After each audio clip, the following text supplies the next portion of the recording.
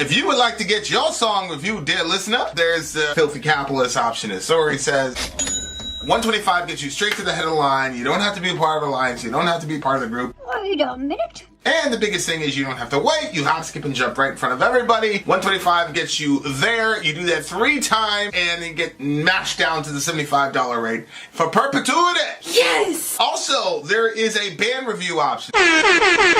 So if you've got a band and you're trying to get your band some exposure, hit me up at vinsori@gmail.com, and I'll show you the details about how to pull that off. You can also jump on Patreon, and there is a option on the tiers to be able to get your band reviewed. Obviously, we can't lie to you, so we can't guarantee a positive review.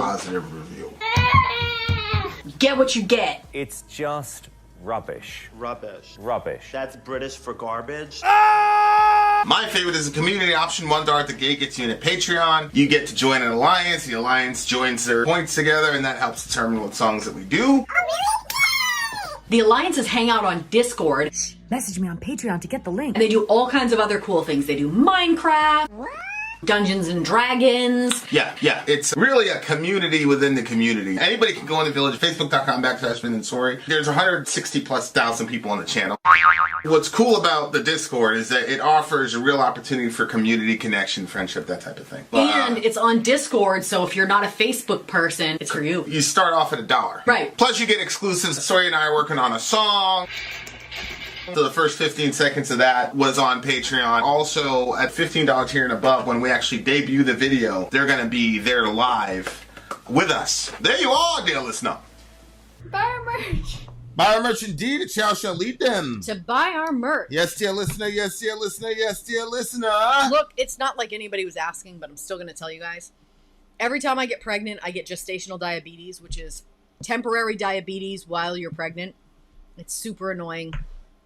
To check your blood all the time. They worry more about the baby, blah, blah, blah. Anyway, I prayed like crazy this time. I was like, Lord, please get me off the hook this one time. And so the last 3 pregnancies I've had it every single time. This time, what? Your sister doesn't have it. Yay! I'm very happy about that. Mashallah. See, God answers prayers, inshallah. Okay, track 13, Agony and Ecstasy. I guess this song is supposed to represent a last temptation for DT. To return to his old life, but the song has always seemed to me to be out of place. I would have placed it earlier in the track listing. I suspect that it was placed here simply for pacing on the record. The last 3 songs are a little subdued, and I think they felt they needed something up-tempo towards the end of the record to balance everything out. Okay. Nevertheless, it's a banger. And I always kind of considered this song to be Savage's Savatage's. Yeah, he put Savage's Master of Puppets. Savatage's Master of Puppets. And when I say this, I mean in terms of the subject matter and lyrical style. Master of Puppets is an iconic song and a masterpiece in its own rights. It has very few equals in metal. This is known. All right? That's because it's impossible, Kai. Okay. Okay, here we go, guys. Let's do it. Agony and Ecstasy. Let's go.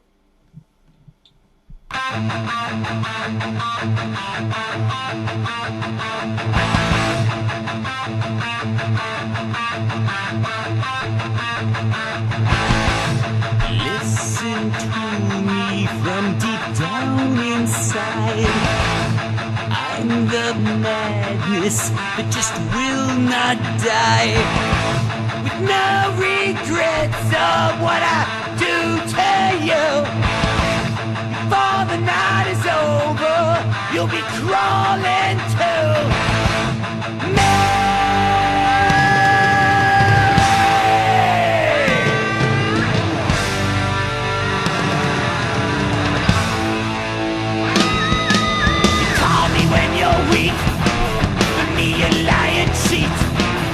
Never get away. Me, you're here to stay. Listen, DT, can you see you stay with me and you'll be free? Even as I soothe your soul, I'll tear you down and make you whole. You just keep on coming back to buy another nickel. So 12 o'clock, time to greet Agony and Ecstasy. Whoa. Ecstasy.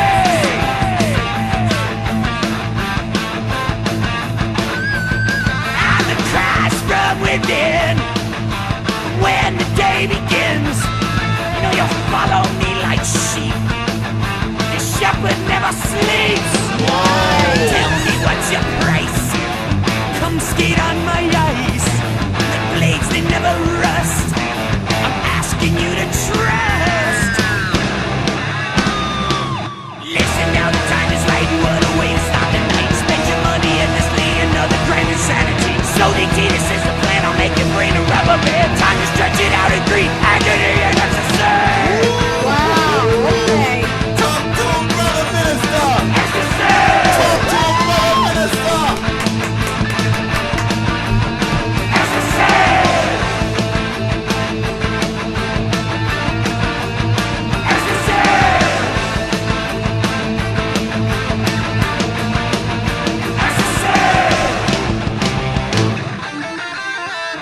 Oh, good harmony.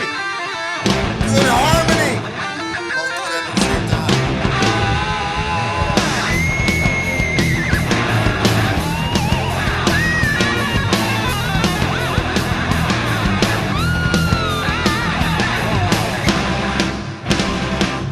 Feel my whisper through your haze of pain.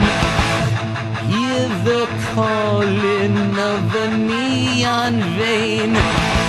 See my name upon your soul's marquee.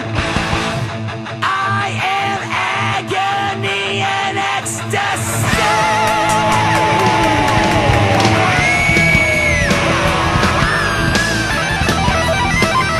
Oh shit! Talk that shit, Chris. Let's go! Let's go!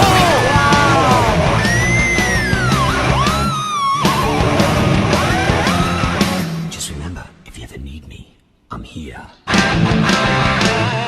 Oh man. That's what that at the end of Puppets. Yep. Some little haunting phrase at the end. Holy shizzle whizzle dizzle Wow. dizzle dizzle. Okay. Okay, so I don't know. so here's the, okay. My father may dislike me for eternity. I don't know. I'm gonna send him this song and ask him if he likes it. Are you serious? I am. Oh I think my he's gonna God. like it, Oh my but gosh. he's not gonna think it's good. Like he's gonna think it's a bad song If probably we- to listen If to. we ever got your dad to do a review, holy smokes. Holy smokes, that would be some shit.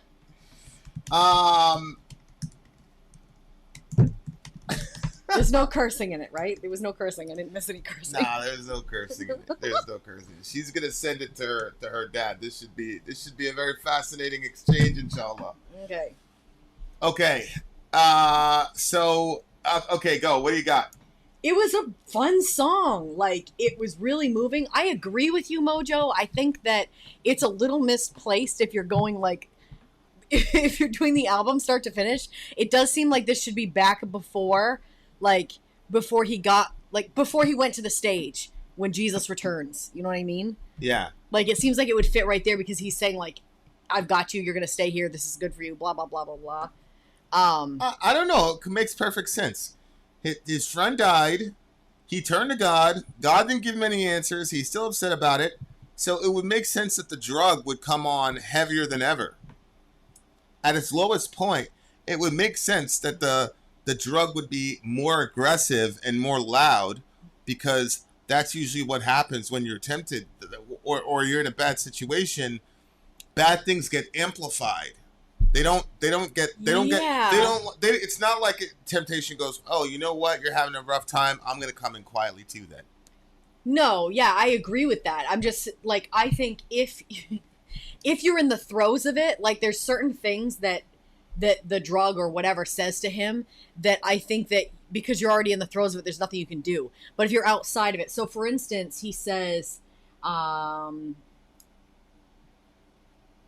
you call me when you're weak. Okay, you got to think he's sober at this point. Yeah, but it's the drug Call trying me when to get you're him. weak. For me, you'll lie and cheat. You'll never get away. With me, you're here to stay. Listen, DT, can't you see? You'll stay with me and you'll be free. Even as I soothe your soul, I'll tear you down and make you old. Yeah. Like, it doesn't seem like that the drug, I feel like when the drug is trying to tempt him to come back, Like, it's not going to be like, also, there's also the shitty side. I feel like that it would only be like all the positives. Oh, we're going to feel so good. Or can escape that thing. The fact that he's hearing the negative too, to me seems more like he's in the midst of it, because at that point you're already stuck into it. Like, there was stuff that you said to our friend that you said, like, this will kill you and stuff like that, but it had no effect. Yeah, but like when I'm playing in Madden, I feel so confident that I will tell the other player what I'm going to do. So I'll tell. Yeah. Or on the basketball court, like if I see that somebody can't guard me, I'll tell them what I'm going to do before I do it. Or jujitsu. Just to get more in their head? It's a way of saying I own you so much that I can tell you what I'm going to do, and there's nothing you can do to stop it. So that, when the thing says I'm going to do this to you and I'm going to do that to you, I don't think that's because the drug feels that it's got that much power, that it's that there's no way that he's not going to do that. Okay, yeah. So it makes perfect sense to me in the progression of the album, 100% to me. He says you just keep on coming back to buy another nickel sack. Remember, we were trying to figure out if that was like candy or if it was actually drugs? No, I told you a nickel bag was drugs in the hood, but the first song didn't say nickel bag. It said nickel candies or something like that to buy his first guitar. But yeah, like, I don't know, the drug, which is really fascinating, because if I go with Don Hoffman's conscious agents theory, what that would mean is the drug that we call crack or heroin or whatever it is a collection of consciousnesses, actually. So you know, in Hoffman's world, rock is a collection of consciousness. So everything that we see in the, quote, physical world are simply groups of conscious agents who have decided to represent themselves that way in the physical world. So the chemicals that go into what crack or heroin is in Hoffman's world are still actually conscious, which would then mean that they would be malevolent consciousnesses. So in Hoffman's universe, heroin really can feel that way. I'm not talking about a person on heroin. What I'm talking about is the drug heroin itself in conscious in Hoffman's universe is actually conscious and aware of itself, and not only aware of itself, but aware of the multiple consciousnesses that make up what we call in this world a physical chemical compound. So, as I said, they would be by default malevolent consciousnesses, because they would know that they're going to cause a deleterious effect on the body and mind of the person that's using it.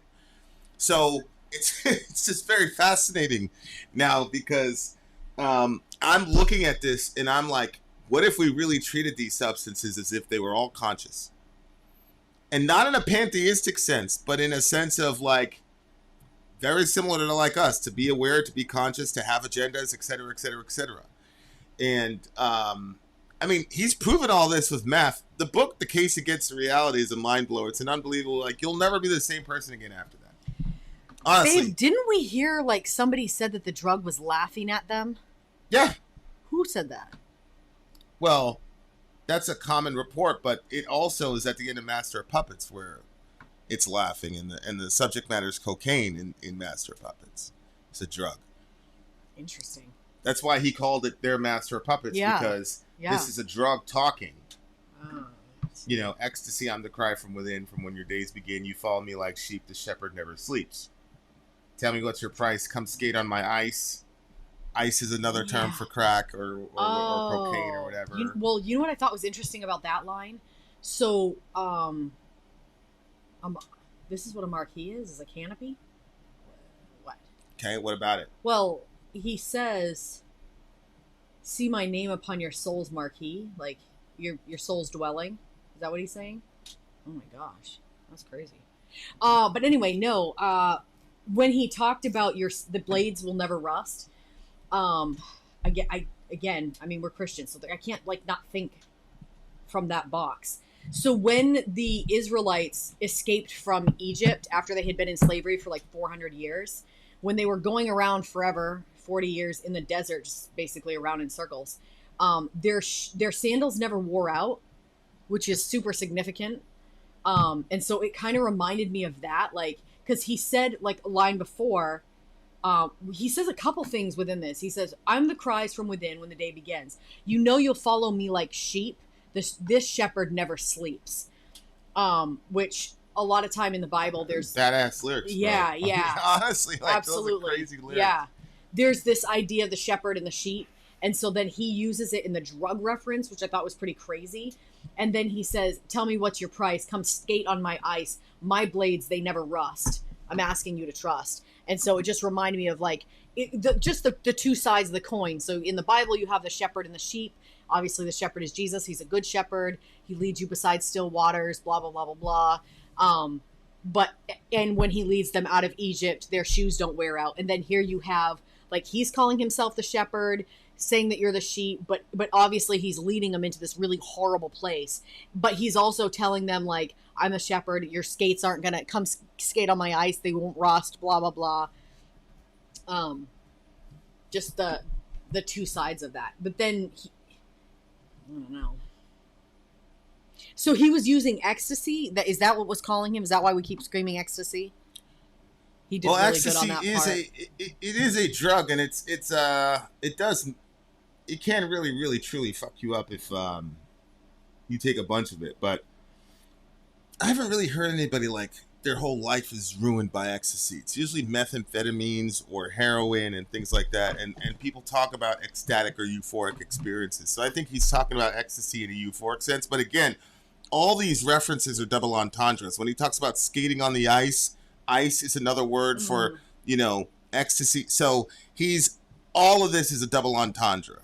Yeah, the other thing too is when he says, come skate on my ice. You know how when they say you're on thin ice? Right. Obviously, if he returns to the drugs, he is on thin ice. So who cares if the blades don't rust out if you're on thin ice? What the fuck?